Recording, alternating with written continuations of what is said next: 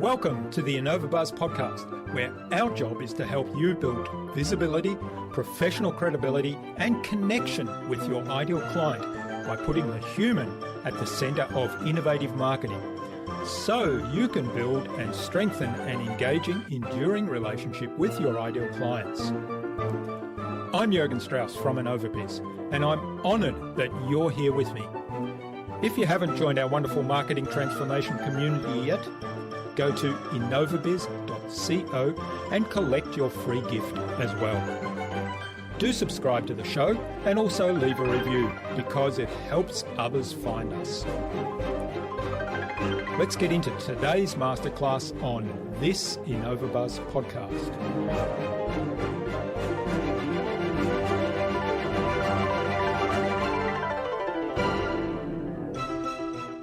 If you're not sure what your voice is, the only way you're going to find out is if you just get writing and start putting it out there. There really is no other way. Like, you may want this fancy voice or this fancy message, but at the end of the day, it has to be your voice. And the only way to get there is to start using it.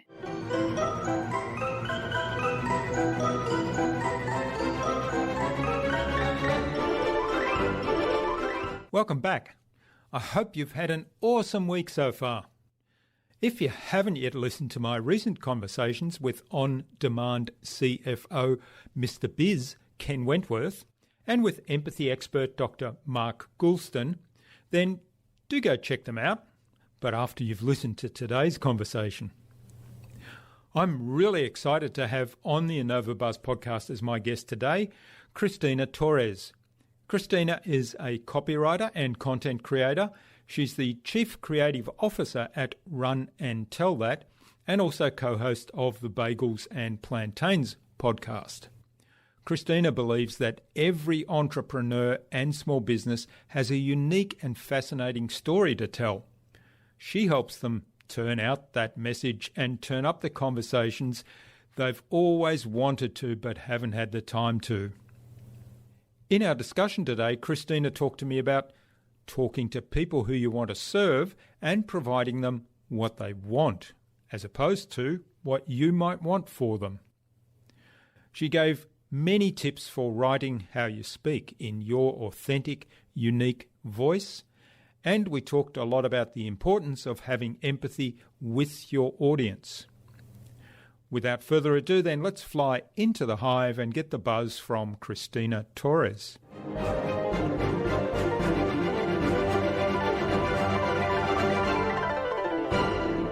Hi, I'm your host, Jürgen Strauss from InnovaBuzz, and I'm really excited to welcome to the InnovaBuzz podcast today, all the way from New York in the USA, of course, Christina Torres, who's a copywriter. She's the founder and chief creative officer of Run and Tell That, and also co-host of the Bagels and Plantains Podcast. Welcome to the InnovaBuzz podcast, Christina. It's a real privilege to have you as my guest. Thank you, Jerry. I'm really excited. It feels like now months in the making. And so it's awesome that this day is finally here, given the conditions. Yeah. Now, Prerna Malik, who was our guest on episode 265 of the InnovaBuzz podcast, suggested that we have a conversation with you on the podcast, Christina. So big hello to Prerna. Yeah. Oh my gosh. Prerna's I like to call her my Mary God content mother. She's a business mother. Every idea I have, it's like, Prerna, is this a good idea? She's like, yay or nay. Yeah. Usually yay. So it makes me feel good. That's good. Yeah. Yeah. And we had a lovely conversation with her a little while back too. Now, Run and Tell That is built on the belief that every entrepreneur and small business has a unique and fascinating story to tell. And I'm really keen to dig into that whole background a little bit more, writing stories for business. But before we do that, give us a bit of a whistle-stop tour of your business story. Yeah, absolutely. It's so funny. Every time someone's like, well, tell me how you got started, I'm like, how far back would you like me to go, right? Because it's like, I feel like everything I've ever probably done, at least for money. Let's be real. I won't say everything. Like not the butterfly pictures I drew for my mom when I was younger, but definitely everything I've done has brought me to this place. And I don't think until right like these past 2 years, these past 3 years that I've gone kind of gung ho in my business, have I even used my college degree? And that was like something in the entrepreneurial space that everyone's like, oh, you got the college degree and do you even use it? And it's like, yeah, well, now I do. So I went to college here in New York for business management. All throughout it, doing bartending jobs, doing a lot of like customer support jobs. I mean, I've been in and out of before like really discovering that copywriting and marketing and messaging was my passion. I was just in a lot of almost, I guess, in real life customer experience and user experience jobs. For a good part of my career, I was supporting executives. So there's a lot of social psychology in that. Mm. um, there's a lot of balancing of personalities and understanding, how this one works and how this one likes things done for them. And it's a lot of positioning. There's a lot of positioning there and getting people to kind of bend to your will. So before I knew email copywriting or what copywriting was, I was already using kind of my gift of gab and my gift of messaging to get people to do what I needed them to do for my executives, for my patrons, for all that. It wasn't until I actually came across she's huge in copywriting. I feel like if I feel like when I say her, it's like almost like Michael Jackson, like in the copywriting. So your audience may or may not know her, but I remember I came across Talking Shrimp, Laura Belgray, Mhm. and she was the first one I felt like in the writing space, at least in what I knew of copywriting, that really spoke or really wrote the way she spoke. Um, and I didn't really see that in advertising. I mean, I guess I saw it, and there was always this little fire in me to be in marketing. Like New York there's two things you do. You either get in finance or you get into advertising. And like those are like the Yeah. really big paying jobs out here. I chose finance because I felt like it paid more. And so I would always with this inkling that advertising was just like this shiny, beautiful thing. Like I used to, before we had smartphones, I used to take pictures with my razor phone of like the subway ads. If they were really clever and really fun, I would take pictures of them or they were lyrical. I'm a huge, huge hip hop fan. And that's words. There was just so many clues that I should have been doing this and I just Mm. didn't know it. But then I found Laura Belgray and I was like, yeah, this is what I want to do. I want to do this, but I realized like the kind of copy I wanted to write wasn't probably for things I wanted to buy and weren't for the people I wanted to help. I kind of wanted to help my friends start businesses and I wanted to help, mom and pop things that I, even if it looked a little janky on the internet, I'm like, this is an awesome product that I kind of wanted to help them hone their voice and hone their messaging. And so I just went at it. I soaked up everything copywriting, everything marketing, every digital.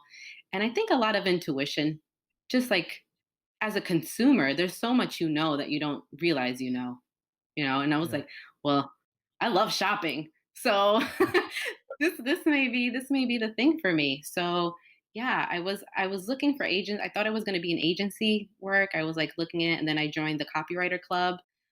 They're underground, and I just talked to Rob Marsh, and I was like, how do I get into an agency? How do I get to an agency?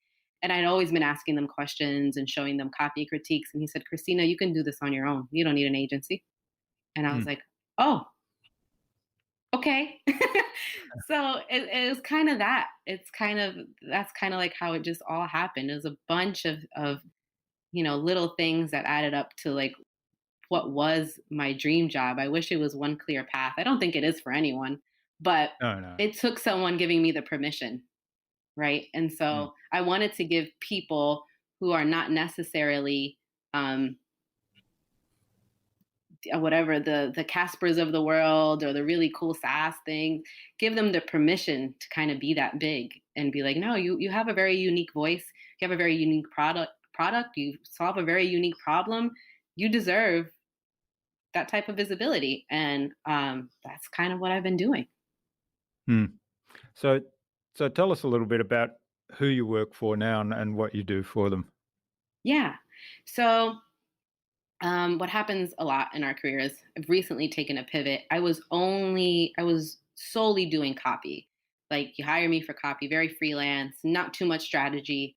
Um, and so it kind of just came naturally when I was doing those copywriting gigs that strategy would just come into play because I was really passionate about what these people were doing. And I wanted to make sure they had all the tools they had to make the content that I wrote for them succeed. And so what I noticed a lot of what was happening is that I was getting into these bootstrap and startup businesses, whether they be yogis. I'm trying to think of all the things I went for. Whether they be yogis, whether it be AODA accessible web designers, so people who specifically design for people with disabilities. Whether it be let's see, other. What's funny is I probably now in this pivot I've worked with more copywriters than not, or more digital marketers. People actually really understand this space. It's just that what happens to all of us in any industry is that you kind of become what is it, the cobbler's son, and like you don't have anyone doing those pieces for you. Like I'm doing this stuff for everyone, but no one's doing those pieces. And I was like, those are the pieces, those are the people I want to work for. I get it.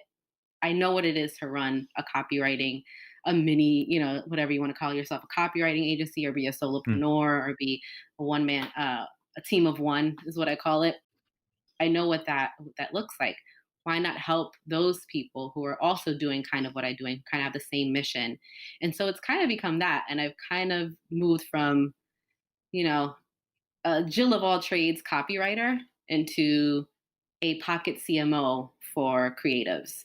So I come in and it's really just me project managing and picking up some of those launch pieces that you'd love to get to, or maybe you've kind of psyched yourself out of doing because you didn't have someone who either understood the space or you didn't have someone who just someone maybe you just didn't have someone, and now's the Yeah. time. You're like ready for scale, you're ready for growth.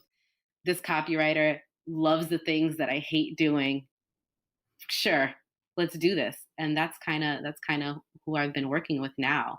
I'm still working with, I feel like there's so many different types of creatives, but more often now than ever is that I'm copywriting for copywriters, which is Hmm. actually a really huge honor in itself. Yeah. Yeah, that's fascinating, and I guess in some ways it could be intimidating, right? Because people are you're doing some work, and people are looking at it and saying, "Well, I wouldn't do it that way," and I'm a copywriter too. Yeah, what it's kind of crazy. what I'm curious about, you mentioned as you were telling your story of your background about writing, that you admired those people that wrote how they spoke, so that there was a kind of a congruent message through every communication that they put out, whether it was their written communication or their verbal, or if they were on video and so on. How do you, as a copywriter for somebody else, achieve that, writing the way they speak? Because obviously, if they get on video or if they broadcast their voice, it's going to be them speaking, not you. Right. And maybe they're reading your copy, but it's still got to sound like them, right? Yeah. I think what's funny, there's not this like, I wish there was this really like cool magic trick, but I think the trick to it is writing for people that either inspire your own work. Like you're like, I want to write like you. I already Mm, probably read every email, everything. Like I pretty much eat and breathe everything you put out. Um, yeah. and so it's almost like we have the same tone and voice, as opposed to like, I know a lot of people are like, there's Justin Blackman, who's amazing. And he's like the brand voice ventriloquist. He can write in Mm, any voice. But I'm sure deep down, there's a voice he's really great at writing. And it's probably really funny, downtrodden, like type of copywriting, even though he can probably write for a Marriott or any of those brands, any huge brand, and still sound like them. There's something he's really good at. And so they're typically people, the copywriters I work with are they're basically they're just me that live in another place. So for instance, they're usually a mom. They're usually a mom and balancing a business. They probably don't take themselves super seriously. Like they take helping others seriously, but they probably don't take themselves super seriously. They may have, like me, some anxiety or some hesitation to being visible. For the most part, I work with, actually, no, I'd say 99% of the time, I work for women and I work for women of color. And I think we as a whole have very same, whether they're real or fictitious, hangups about being visible and speaking in our voices, that I get it. And so, that's something that has now become part of my platform, is because I admire these people so much that I want to push them to be as visible and have as many people love them and be affected as I was by their writing and by their work and by their courses, that I just kind of like soak that all in and kind of take on those fears, absorb those fears so they can push forward. I just was on a call with someone I've been admiring forever. And I told her that I actually had to talk to somebody before talking to her because I was like sweating. She was like, me? Really? I am so not a big deal. And I'm like, are you crazy? So it's what's funny is that these people are human and they just don't know. I don't think they know their impact. And I think when you go into someone's brand, whether you're a copywriter or not, and you're like a super fan of what they do, even even the tedious stuff is like the most beautiful thing you've done that day, because Yeah. you're just a huge fan. Yeah, I wrote a post, or actually I recorded an audio episode of another podcast I do recently, and it's I titled it something like "You Don't Realize What You Know," and it's you have all these things stored inside you, knowledge and little bits of information that you kind of take for granted, and until somebody says, "How did you do that?" That's amazing, and then you say, well, no, it's kind of just, I do it. That's what I do. It's just, I don't even think about it. Oh, that's amazing. So, and these are the little things that we can be sharing with people, because until we share them, those other people that respond in that way don't know about this information. Oh yeah, 100%. Like until I forgot who it was. It might have still been Laura. Like until then, I was like, oh, we can curse in our copy. I'm from Brooklyn, and sometimes I'm very Robert De Niro in my language, and I was like, we can. Oh, this is a game changer. Let's find cool ways to get away with this. So yeah, it's so interesting. Actually, I was just working with a client and we were talking about, she does a membership, and she was like, this, for some whatever reason, like people are just not like signing up this month. She kind of does like soft launches for each theme. She has a very open, it doesn't have like closed cart. It's open all year round. And it was a tough theme. And I think what she was trying to sell was a lot of the process and a lot of the parts that her audience are not aware of yet. Like they may not even be problem aware. They know something's going on or something's off. She's kind of in that in the coaching space, but she was approaching it for someone who's already been enlightened. And I was like, how when I talk to you about like copywriting and marketing and like acronyms, and you look at me like a deer in headlights, like that's kind of what's happening here, I think. And I think it's just a little too deep. So what do you want from me? You just want better open rates and conversions, right? You can give a hoot about all this other most highest part attention, most highest part of pleasure. Like you don't, not really that concerned. You just know you want your conversions. And then it's like the other way around. You just think those are things that people should know. Or you think you're just like, oh yeah, of course, that's basics for me. But she was like, I never thought about that.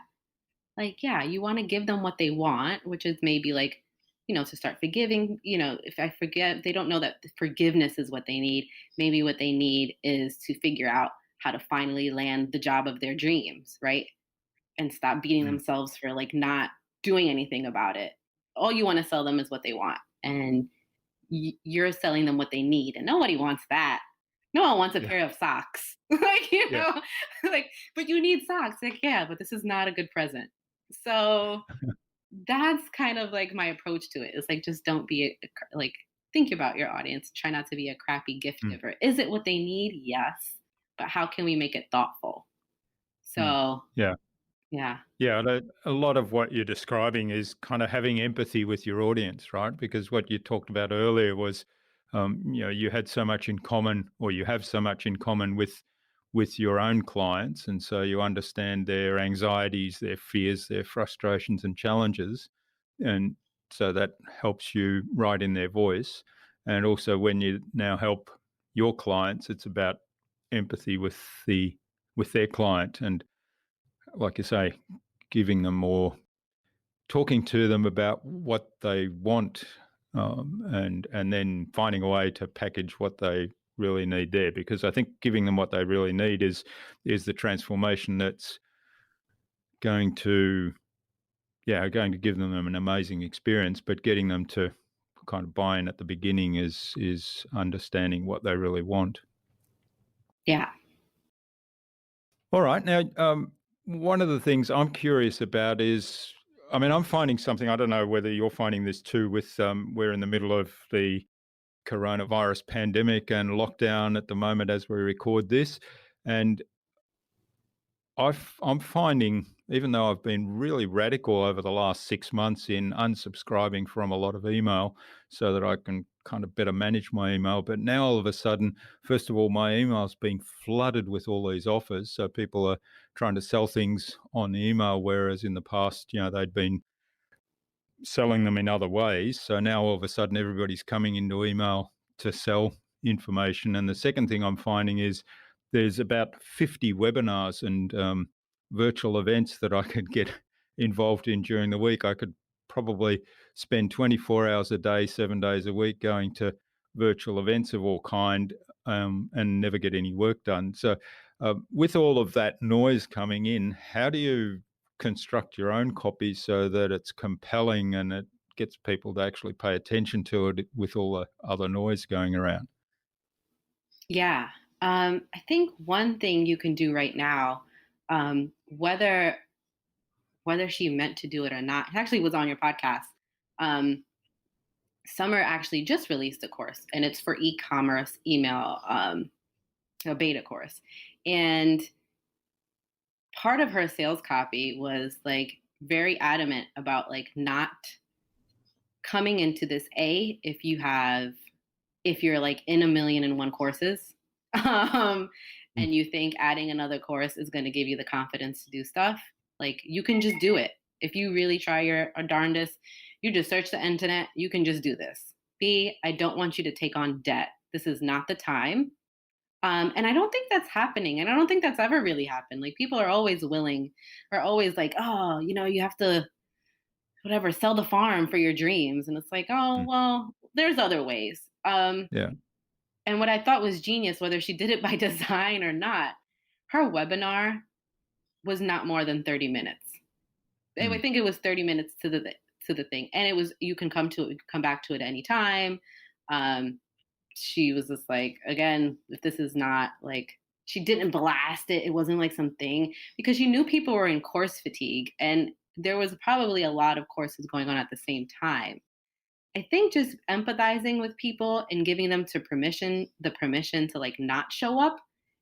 This probably sounds counterintuitive, but it's like, listen, you don't need another thing. You don't. You're more than welcome to come to this thing. Mm. Absolutely. I want to give you this value. But giving them the permission and being like, you know what? This is what I stand for. I don't stand for you going into debt, because this is definitely more than ever not the time to incur expenses that you don't. Here are the places you can probably go find this stuff, but this is just going to get you there faster, and you get my attention. Be, giving people permission to take a seat and just rest, and that they have probably the answers within themselves. Again, probably not something that's going to sell a course. Like if I tell you you have all the answers, will you come to this course? Maybe you will. Maybe you'll love that I took a stand for that, but maybe you won't. And that's a chance I have to take. And then 3, like really looking at the market, like market validation. Yes, people are using this time, but look at your audience. If your audience is, typically a mom with 3 kids who's balancing all this, is this now another thing that she needs? What can we give her that maybe you also probably have to think about your product before you even start writing copy, but maybe is there ways that we can empathize and make this experience something totally different? I mean, at the end of the day, it's experience over copy. Like I can write the best copy, but I need to convey that your time is valuable and that your experience here is something I'm willing to like 10x.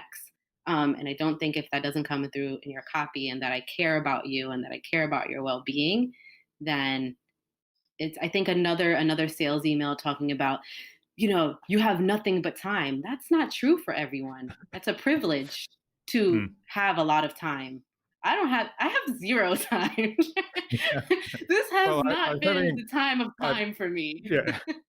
Well, I've had at least 3 conversations this week already, and it's early in the week, where both conversation parties have observed, I've observed, and the other person I've talked to has observed that I've never been busier in my life, and it's kind of, there's so much other stuff that's filled up the time. And you mentioned, a mum with 3 kids. I mean, the kids are at home in lockdown; they're not going to school. So then, and parents are having to homeschool those kids. So all of a sudden, there's a big time sink that people haven't had before, because they're now taking on what normally the school or the childcare facility that they had their child at for some part of the day would be doing, and they're trying to run their business from home as well, with perhaps not all the resources at their disposal that they had when they were in an office environment. Oh yeah, 100%. And if your business was never online to begin with, then that's a whole nother slew of like, and so now you want me to take this, you want me to sit down for a 90-minute webinar. That's just insane. That's not happening. But it's like, now you want me to go through all these modules. I can't get through my work. What do they need? Is it just some place to like vent and ask a question? Is it just like a Slack? Like there's what we're going to have to think about.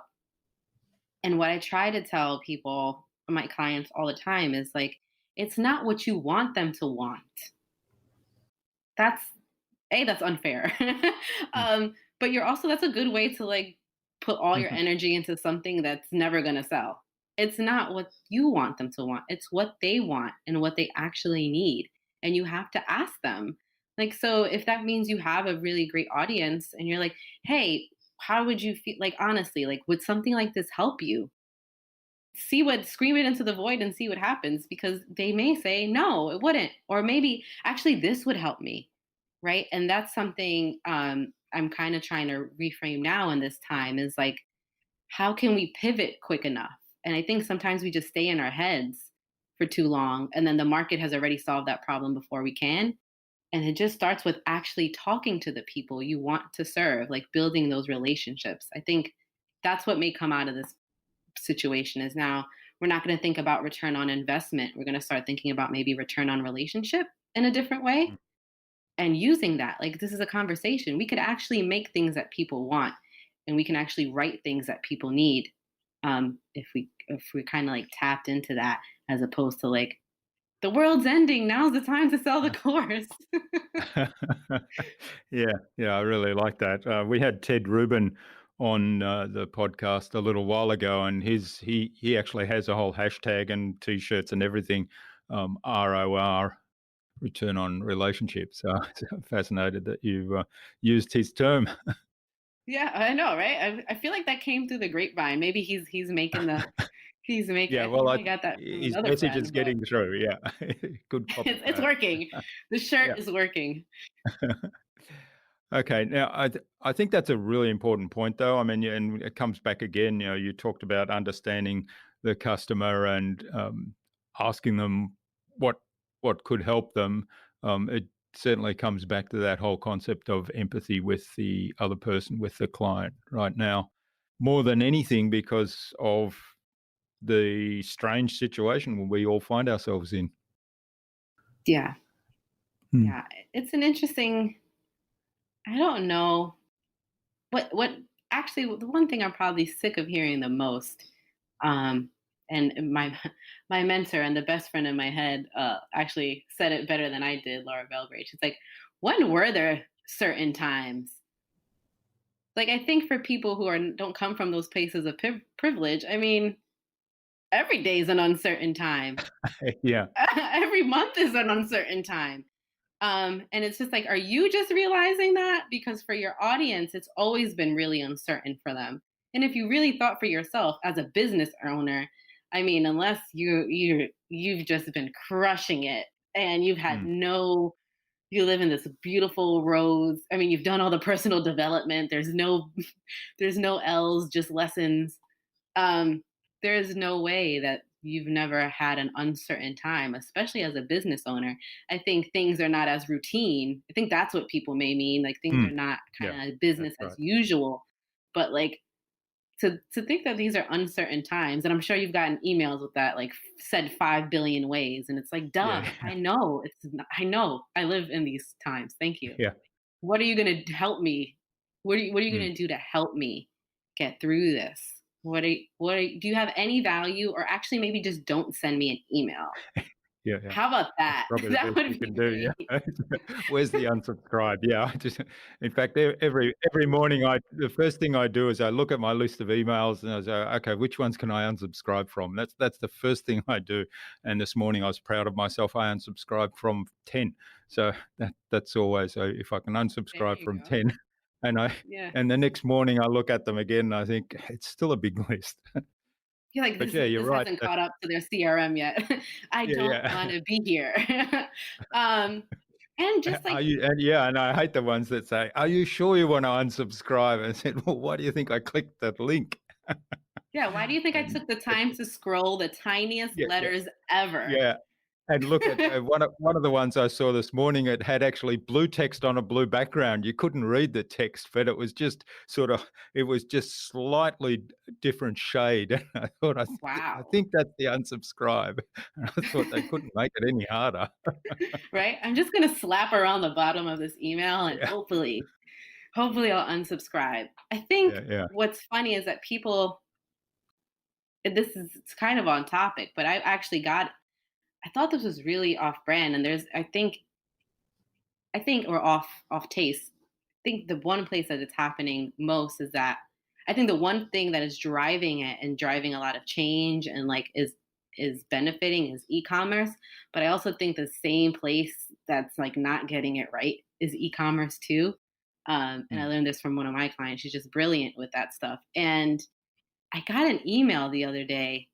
I won't say who it is, but they just randomly decided that sending me an email that they were now they were now making masks. It's May. yeah, Where were you? Where was this bright idea when, like yeah, yeah. now it's a novelty. Like you're not really concerned with helping people. You're trying to profit off. And this brand has done this more than once. And I can see this is probably why there's news that they're not doing fantastic. It's like you're just so far removed from like what your audience really wants, even if you're a luxury brand and probably their problems are not the problems of someone who's buying from something a little less luxurious. They still have worries and anxiety, and they still have families that are having it's just like it is just really off taste. And I think Yeah. there's some great things that are coming out of this, and then there are people who are definitely just trying to off people profit off a problem that they may Mm, not necessarily be feeling, but their customers might be. And so I don't know why they thought throwing out some really cute masks were going to help, but it was really off color. And I see it a lot. I see it a lot. Yeah, well, those are the ones that get straight onto my unsubscribe list. Yeah, I But it's did after fascinating that.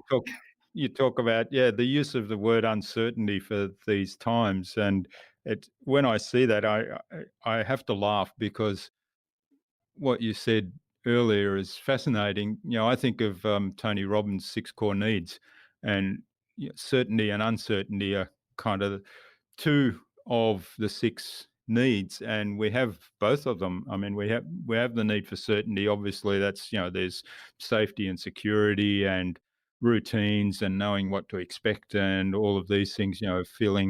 Feeling as though if I do a certain thing, this is going to be the result. So we have all of those needs, but we also have some need for uncertainty because otherwise things would get really boring. So we want a bit of variety. And I was thinking when you were talking about that none of us have ever faced uncertainty in business and so on. I mean, we actually create uncertainty. If we get too bored, we kind of change things up and create some uncertainty. So we actually look for it.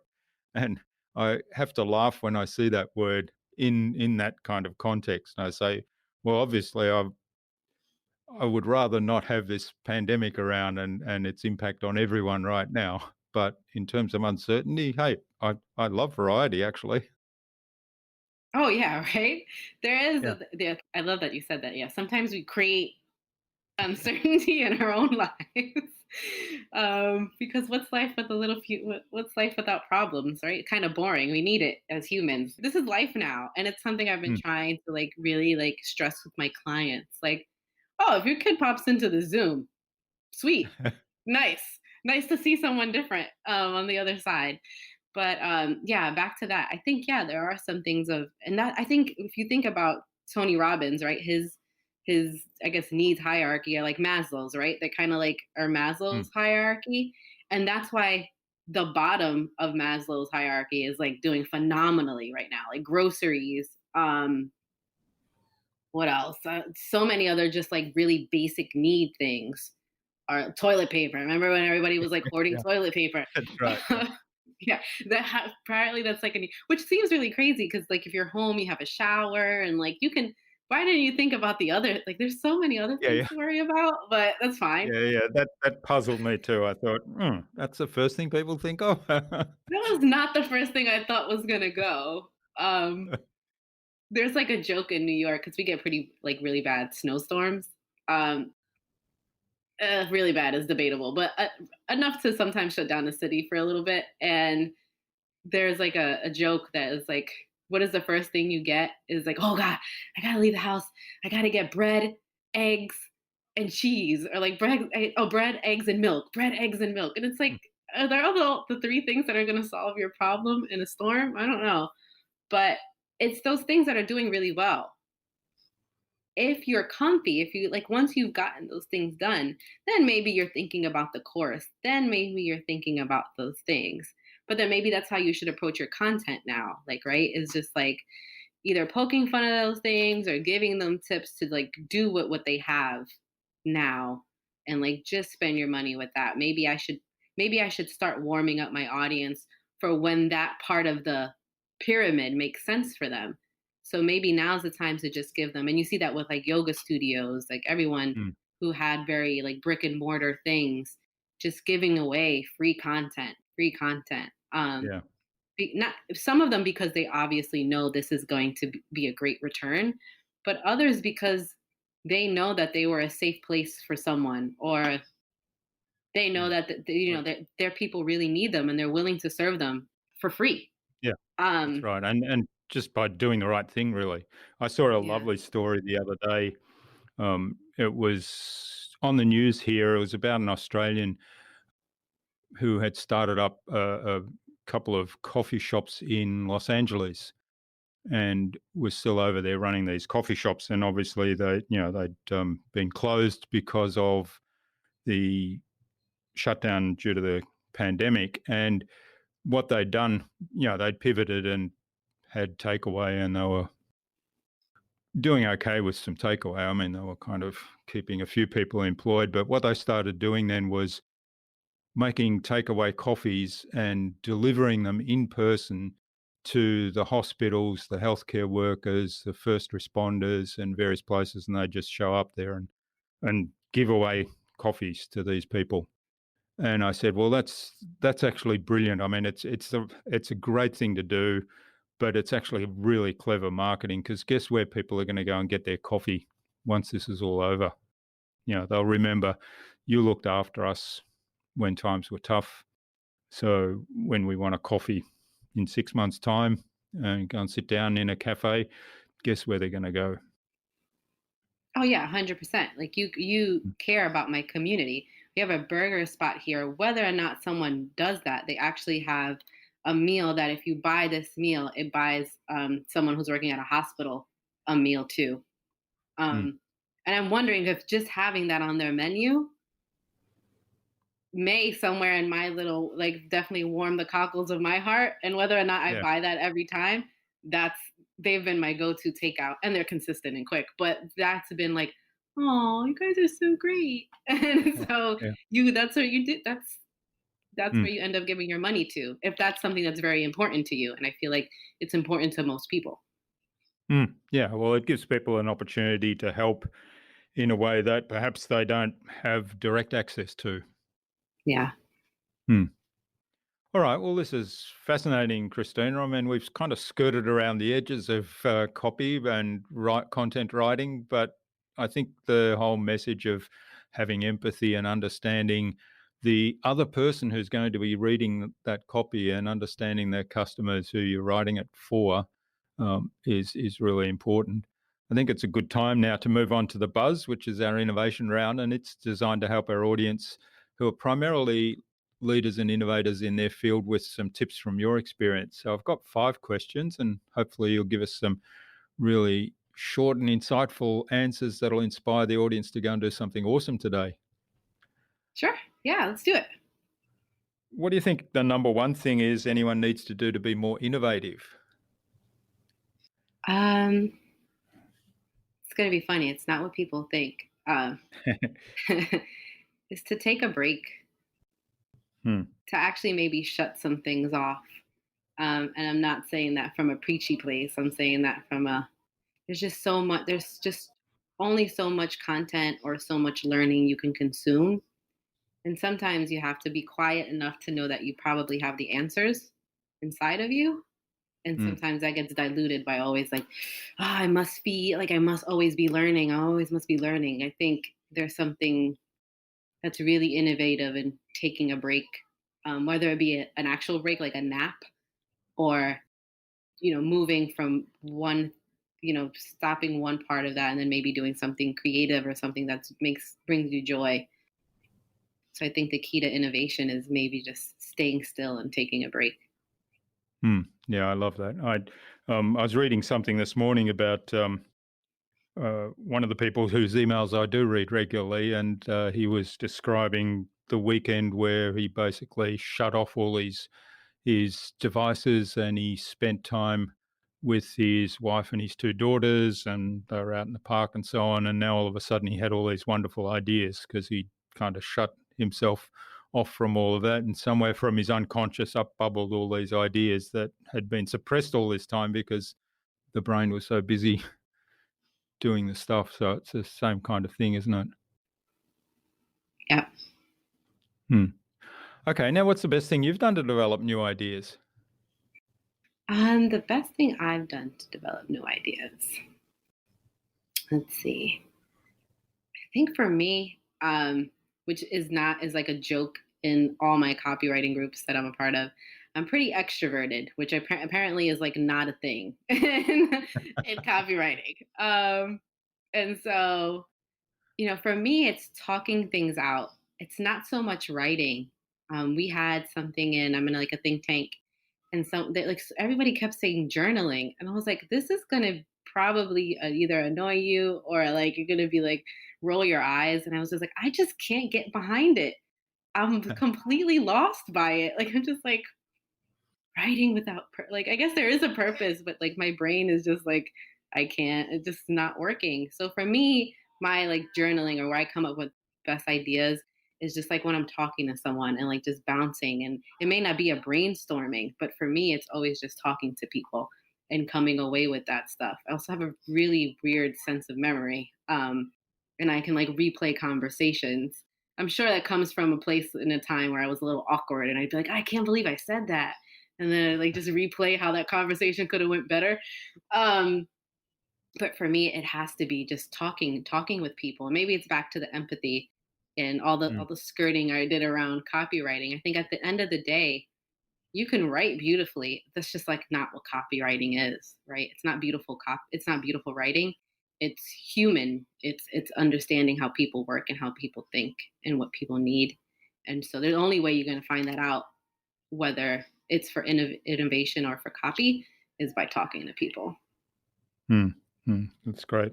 And also, I think probably in talking something out loud and explaining it to somebody else, it forces you to articulate it in a way that perhaps you wouldn't if you just sort of wrote down some bullet points in a journal, or if you just were having the thoughts to yourself and keeping them to yourself.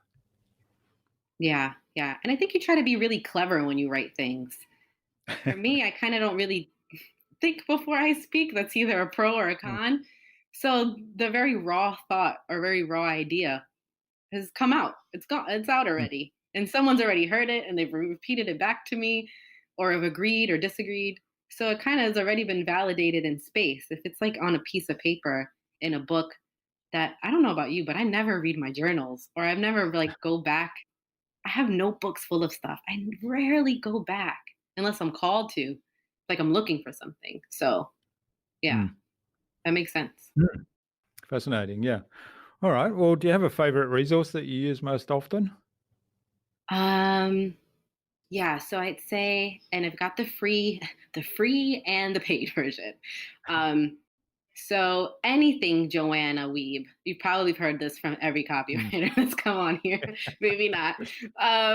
Copy hackers. If you are a business owner, if you're a copywriter, she gives away free content and good free content on the regular. So if you go to copyhackers.com, that's the free stuff.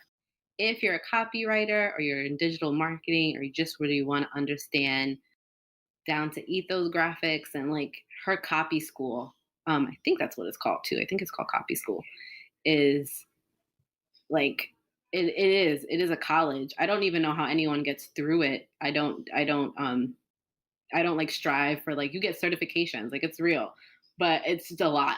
It's a university.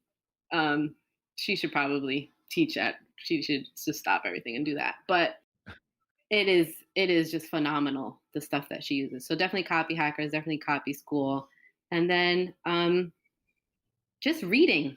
Like my guilty pleasure, and I say this to my clients all the time, is I read Cosmo magazine. I've probably aged out of that, honestly. But their quizzes are so good. And if you want to create a quiz, I guess, top of funnel, and you're just like, I don't want to pay someone to do this, or I don't really understand how it works, read a few Cosmos and take a few quizzes and just see their headlines and like some really trashy, it's not a trashy magazine, but things that don't really probably give you the most street cred in like your industry. If you read some of the stuff outside of it, you probably get a lot of value. So yeah, so Copy Hackers, Copy School, and Cosmo magazine. Great. All right. Yeah, and we'll include links to all of that. Do Cosmo online now these days? You know what? I'm sure they have a blog. Yeah. So either Cosmo, I'm sure, actually, no, they do. Cosmo UK and Cosmo US definitely have a blog. Because every now and then I'll want to reference something in Europe and I'll go to Cosmo UK because their slang is a little different and their pop culture references are a little different. So yeah, if nothing, just go to just read a Cosmo magazine. Great. All right. Now, what's the best way to keep a project on track or a client on track? Boundaries, which I may be telling that to myself, Um, I always say that you've got to have boundaries, but it's really hard, especially when you're working with people you love and you like, and you really want to see them succeed. But it's something that I actually learned today. We were talking about overwhelm, and in one of my groups, and we were talking about like what you can be doing. And one of the tips were like getting down to the hour, how much your time cost. And Mm. when you start adding up all the little things you do that are either not on scope, or even for yourself, like you're wasting time doing something that's maybe not a priority, it'd be nice to do, or it's easier to do, what that time cost you. Um, and so creating boundaries, I think, is really helpful, and knowing what you can do with your time. Also, something I actually read recently, I think it was an Instagram quote, real deep. I can't believe I'm using Instagram as an insight, but it was kind of like people pleasing is a form of manipulation, right? Mm. If you're always in a state of people pleasing, you're kind of manipulating that person to think that you have all the skills that you possibly can have at your disposal, all your time belongs to them. Um, the people pleasing at the end of the day is kind of putting up a facade to someone that you've got everything covered, everything is about them, nothing about you is important. It is. I was like, oh wow, sometimes we're rewarded for people pleasing, but it's Yeah. really just faking, either being competent or putting yourself last. And so I think boundaries is really something that can kind of help with that. Boundaries for yourself, but also boundaries for your clients. Mm. And it helps them in the end. It's very clear what you're there for. Yeah. And there's no confusion. Mm. Yeah, I love that. And in some ways, it's kind of looking after yourself first as well, because otherwise you're not really any use to your clients. Yeah. So that's kind of the idea of the boundary as well, isn't it? Yeah. 100%. Mm. All right. Now, what's the number one thing anyone can do to differentiate themselves? This is gonna sound so hokey, but be yourself. Right? Be yourself. And that may actually mean actually have a task from my virtual assistant, who is now becoming, we're promoting her to OBM, and she's about to take a certification. I'm so excited because I need that. I was like, can you, when you get a chance, just unfollow everyone that's doing what I'm doing for Mm. me? I follow like 2,000 people, and I don't even know who these people are. But a lot of them are people who are either aspirational or doing something that I'm doing. And it really not only stifles my creativity, but it always has me second guessing myself. And comparisonitis is super real, especially in social media. So that's been like one thing, so that I can finally like figure out if this voice is that I'm speaking in is actually truly mine. Is this content truly what I want to be creating, or is this what so and so is creating and it's because they're doing what I'm doing? Um, so it's definitely being yourself, and not with that said, it's not being scared to take a stand for things. A lot of the things I write about, and a lot of the things that are even in my website copy, could make someone squirm, but that's Mm. also those are actually people who I don't really want to work for. Yeah. So it it's got, as much as we would want to, we'd like to think that we're for everyone and we want to help everyone. I think deep down we don't. So Mm. why pretend? Why Yeah. pretend to want to save the world when you really want to save Mm. a few? Yeah. It comes back to the people pleasing thing you mentioned earlier, isn't it? And if you take a stand about things you believe in, and then people see, yes, that's you. That's genuinely you, because you've got the courage to speak out about things that are on your mind, things that you might be unhappy about, things that you're passionate about, making a difference in. And like you say, you'll put some people off, but you'll also attract people that share your values and beliefs, and they're more fun to work with anyway. And by putting the others off, you're actually doing them a service as well, Oh yeah. because they, Yeah. yeah, they can go and find somebody else that is different. It's the whole purpose of the differentiation thing. Right. Yeah, it comes full circle now. All right. Well, thanks, Christina. This has been really fabulous. Now, where can people find out more about you and perhaps even reach out and say thanks for what you've shared with us today? Yeah, sure. So you can find me, I feel like the easiest place to find me in all things, because I may have differentiated myself too much across the platforms. They all have different names. So the best place to find me is at so runandtellthat.co. So RUNAND tell that.co. All my links to my Instagram and my Twitter. I'm mostly on Instagram. You can definitely find me there. And if you go through my website, you can definitely link to my Instagram. It's super long, and I won't even bore your audience with spelling it.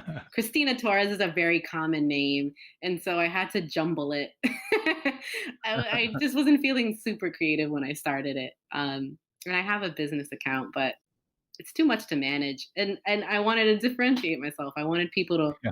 want to work with me, not with run and tell that, which I think a lot of us do. Like we hide behind companies and stuff. Mm. So yeah, and it's my personal. So if you find it, you're my friend. You're really my friend now.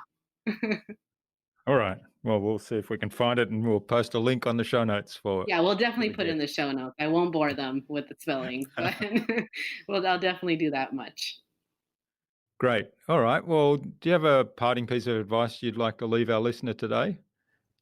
Um, yeah, if you're not sure what your voice is, the only way you're gonna find out is if you just get writing and start putting it out there. Hmm.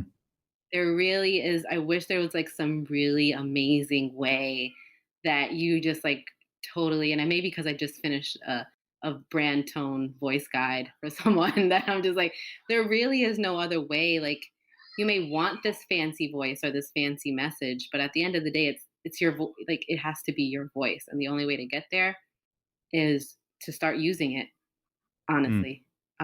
So yeah, that would be my one piece of advice. And I guess part B was if you're still really not sure, just voice record yourself and Hmm. transcribe it. Yeah. You Yeah. really, really are really wary about doing it Yeah. the old fashioned I, way. mhm. I actually love that voice recording and transcribing. I've got a transcription tool that we've started using for some of our podcast work. And I thought, actually, I've got all these recordings that I've done in the past, and I've got webinars and things. That's all content. I'll just run it through this thing, and magically within a minute or two, I can have half an hour webinar transposed or transcribed, and then it is AI, so I need to go through and correct it. But then I've got this article that is my voice because it's me speaking without notes. And I thought, oh, this Yeah. is actually a really good way to do this.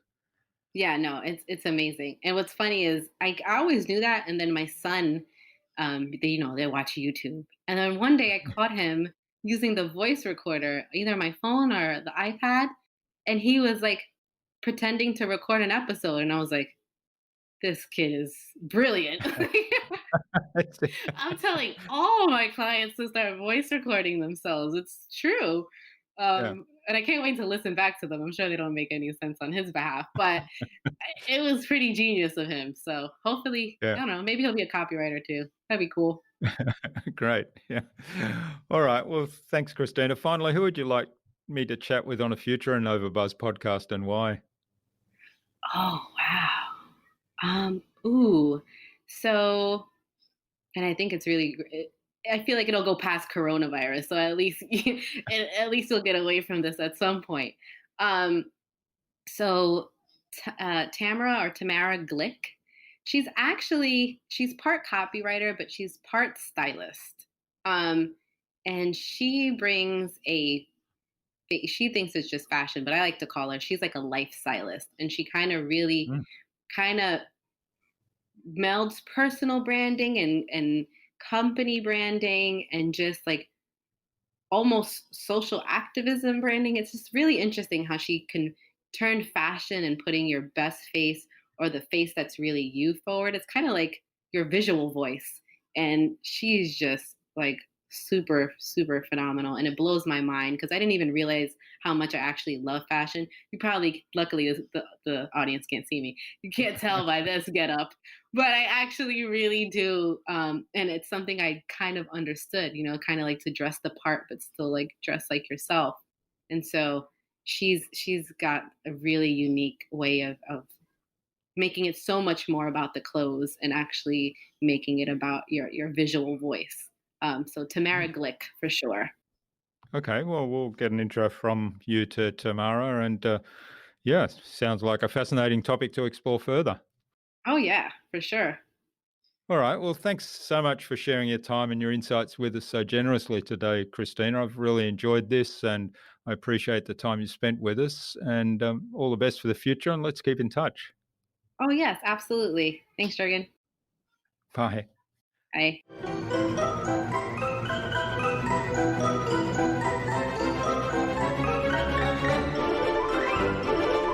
I hope you enjoyed that engaging and insightful conversation with Christina and took something away from her episode that you can use and apply in your business today.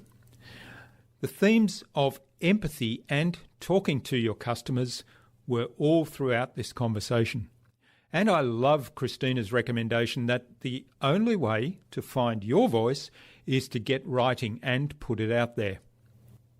I'm curious to know what you took away from Christina's episode. Leave a comment below the blog post, which you can find at innovabizz.co/Christina Torres. That is CHRISTINATORRES. All lowercase, all one word, innovabizz.co/Christina Torres. You'll also find contact information for getting in touch with Christina there, as well as links to the Run and Tell That website, the Bagels and Plantain Podcast, her social media pages, and the other resources we spoke about in today's conversation. Christina suggested that we have a conversation with personal branding expert Tamara Glick on a future InnovaBuzz podcast episode. So Tamara, keep an eye on your inbox for an invitation from us to the InnovaBuzz podcast, courtesy of Christina Torres. Tune in again to the next episodes of the InnovaBuzz podcast, where we've got more fantastic guests lined up, including sales and profit coach Fabian Pateau and Sarah McIntyre of Bright Inbound Marketing. Thanks for listening to this episode. Make sure you subscribe to the show to be reminded of new episodes. It's free to subscribe. Leave a review if you like. Even if you don't like me, I'm okay with that. I'm asking you to leave a review because it helps other people find this show. Go to innovabizz.co to join our marketing transformation community and access a free gift my team and I made for you. It's the Marketing Master Mini Class. We want to give you everything you need to transform your marketing into a human-centered, relationship-focused growth engine. Until next time, I'm Jurgen Strauss from InnovaBizz. Remember, be awesome and keep innovating.